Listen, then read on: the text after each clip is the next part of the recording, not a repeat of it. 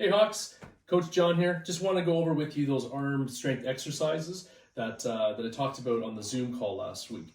Okay, so one thing I want to point out is that with your band, you should have it between your chest and your shoulder level. Okay, so you can attach it to the door. There's a little accessory you can do that with. I've just attached it on here.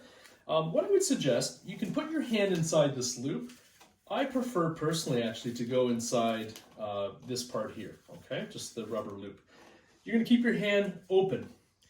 Elbow in, that's really, really important. You gotta keep that elbow in. Other arm on the bicep, and you're going to you're gonna do an internal rotation. So I need to make sure I have no slack in the line, nice and tight, and I'm slowly, okay, going to bring my hand down to my opposite elbow, okay? You want to do it controlled like I am. You don't want to go fast. You don't want to make it jerky. You also want to make sure you keep resistance in the line. Okay, so that means you just don't have slack. You're going to try to do this 20 times. If you need to take some breaks and break it up, that's totally cool. Okay, the next exercise you're going to do is the external rotation. So before I did the internal where I brought my arm in, now same deal. My opposite hand is on the bicep. I'm actually going to be taking the arm out. You don't have to go too far, but you need to feel a little bit of a stretch, or I don't want to say a strain, but you're going to feel a little bit of pressure on the outside of your rotator's cuff. Okay, so again, keep that resistance in the band. Okay, right about there. Okay, so that's probably about the range that you want to have. You'll get plenty of burn on the external rotator's cuff. Okay, so now we're going to do the raised internal rotation. Okay, so how that is before we were down here with my elbow in, now we're raising the elbow up. The elbow should be at the same height as the shoulder. My other arm is going to come underneath. Okay, flat hand. I'm going to keep it up nice and strong. Okay, for this one again, we want to make sure we have no slack in the line. And I'm going to slowly bring my flat hand down to my other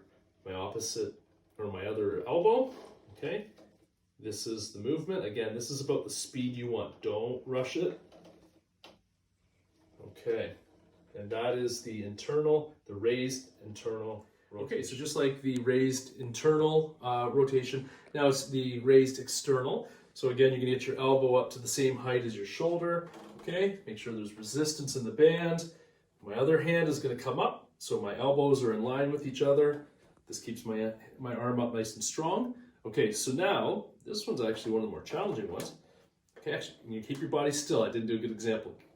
The only thing moving is my arm. My upper body staying still. Ooh, that one burns.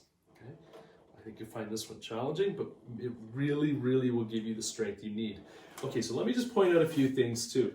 I mentioned, I believe in the very beginning, that you should be doing 20 of each. Okay, you might have to break it up. You might have to do in sets like 5, take a little break, do 5 more. That's fine, but your goal is to do 20 of all 4 of those exercises.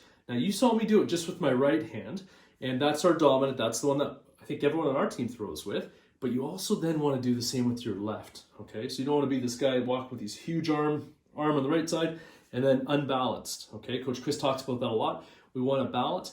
So after you've done that exercise, 20 for those 4, then you're going to do 20 for all 4 of them with your left arm as well, okay? So that we're balanced and strong throughout our whole shoulders and back.